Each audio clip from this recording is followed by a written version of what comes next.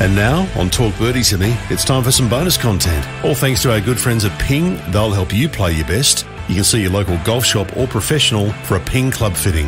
And the Golf Clearance Outlet. Great prices on great gear. They're in Melbourne, Sydney, Brisbane and Perth, or online at golfclearanceoutlet.com.au. Now, time for some bonus content. Here's Nick O'Hearn and Mark Allen on the most listened to Australian golf podcast. This is Talk Birdie to Me.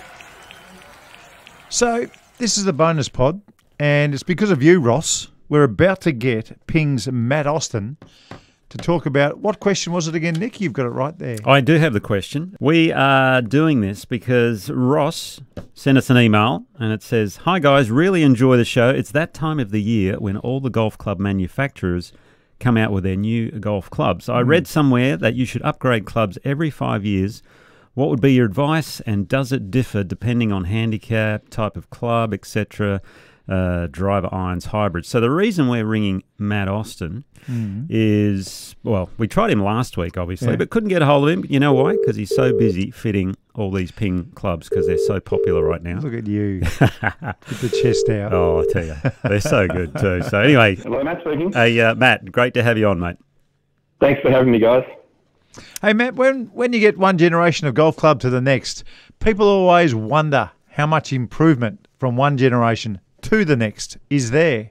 What can you tell us? So unfortunately, like most of these things, Mark, the simple answer is it depends. So it depends on the golfer, it depends on their age, their handicap level, and the big one is obviously what they're trying to actually improve on in performance. Ross has asked here, he thinks, should he upgrade his club every 5 years? What would your advice be to all those golfers out there? How often? So the average, I guess, we see across Australian consumer of golfer is drivers probably every 3 to 4 years, where they will see a measured gain in performance. So in that time, the golf club's obviously improved a bit, and the golfer is 3 to 4 years older or swinging the club differently. So they may see a measured gain there. And then irons are probably closer to 4 to 6 years. 4 to 6 years. Yeah, well, I just got my blueprints, the Blueprint S. Yeah, any good? Oh, unbelievable. You love and you them, know yeah. what's really good? These new G430 Yes. Max drivers. Yes. How are they going for you, Matt? Are they just walking out the door? Yeah, a lot of interest, obviously, in the new G430 10K at the moment within the marketplace. And on tour, obviously, we're seeing some great success with all three of the heads that we see out there played on tour. You've got the woods covered, you've got the irons covered. I want to talk about the wedges because when I watch Tiger Woods, he's got a little series on Fox Sports at the moment, and it's basically about how he plays. It's a whole different bunch of categories. It's very interesting to see him talk about everything that he's done in golf. But the one episode where he talks about his equipment, he said this. He said that every single week he gets a new lob wedge and 56 degree, and he does that because of the sharp grooves, and he wants full control of the ball. So every single week, new lobby and a new 56. That's for Tiger. What about your average weekend warrior who practices a little bit, plays maybe 9 holes during the week, and gets out there on a Saturday or a Sunday?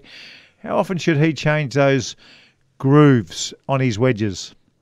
So the simple answer, and I guess it's something we've come to in the last probably 5 to 6 years of wedges, is if the golfer is ready to change the grip on their wedges, it's probably time to actually change the wedge. Nice. That's good.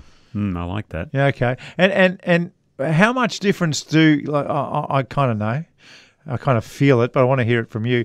How much different the real sharp grooves, week one of a lob wedge versus, I don't know, let's say the 200th round of a lob wedge in a shot that would normally bounce and then check up a little bit, maybe roll 10 feet.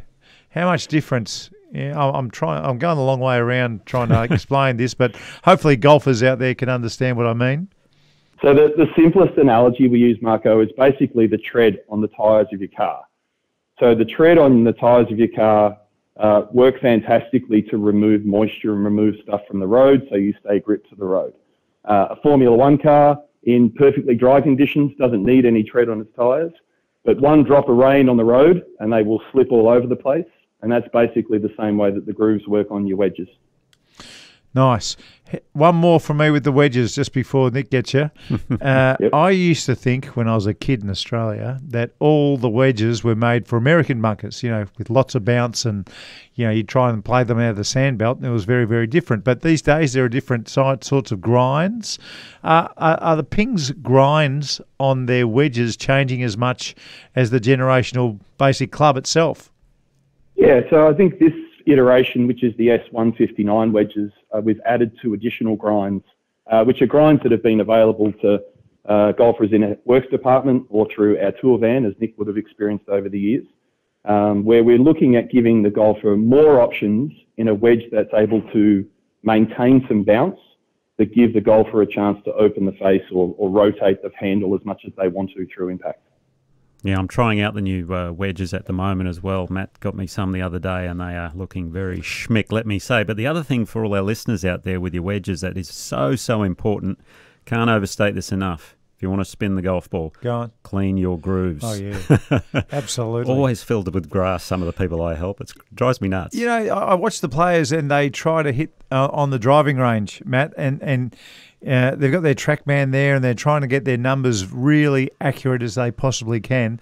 And the blokes who are at the top, they clean their grooves in between every single shot to get the most accurate reading possible. How much does a little bit of dirt in the grooves affect the spin rate? It's huge, Mark. So in that most lofted wedge, it's anywhere between sort of 2,000 to 4,000 cycles of backspin. So the ball will launch higher than it physically would if the grooves were clean, as well as the backspin obviously reducing by about a third. Yeah, it's noticeable. Wow. It is noticeable. That is a lot, isn't it? Matt, a question from the token hack in this podcast. Obviously, Mark and Nick are pros and excellent golfers, and you're clearly very, very good as well. As a hack, I've heard Nick talking about these Blueprint S's and raving about them. I'm looking at the S and the T, and they both look amazing. What's the core difference for a hack golfer? What would the key difference be, and would you pick up a difference? Between the S and the T, really the difference is playability through the T. So the golfer who's looking to shake the golf ball and get more feedback on toe and heel strikes definitely prefers that smaller blade. The golfer who, like Nick, Mark and myself, can still miss some shots heel to toe and is looking for retention of ball speed and some consistency, they seem to kind of revert back to that S model. Yeah, it just makes it that little bit easier for us, which is what we're after. The ones who are the pure flushes, they'll probably go more towards the T, and they like that blade style. So I reckon the blade style's going out of fashion. I'm watching Ludwig Aber, who's one of the best hitters you'd ever see. He's not using the blade. I had a look at Patrick Cantlay last week. He's not using the blade. JT has got blades, but his mate Spieth doesn't have blades. What's the percentage of the best players in the world, so anybody on tour using blades versus non-blades? And I'm talking about your Ping version. So off the top of my head, there's probably only a couple of golfers who carry a blade from top to bottom, so say 3-iron through to the wedge. Most of them now have some version of a combo set. So even a guy like an Oosthuizen, who's a great ball striker, carries the S model in the 3, 4 and 5-iron, and then the T in the 6-iron down. So he sort of gets that control in the shorter irons where he needs it, but much easier to flight those longer irons with a bit of weight down below. Great to have you on, Matt. Beautiful. Thanks, Matt. Really appreciate your time. And you're there at the Ping Warehouse in Moorabbin. You can always look Matt up if you're out there wanting to get fitted, because he's the best in the business. Thank you, guys. Thanks for your support. And as we always say, Ping will help you play your best. And if you do want to go and get checked out, like Nick says, like you did, Nick, just book in with your local golf shop or pro, and they'll sort you with a Ping Club fitting. Best in the business, and it'll be a great experience. Thanks, guys. Thanks, Matt. Thanks, Matt.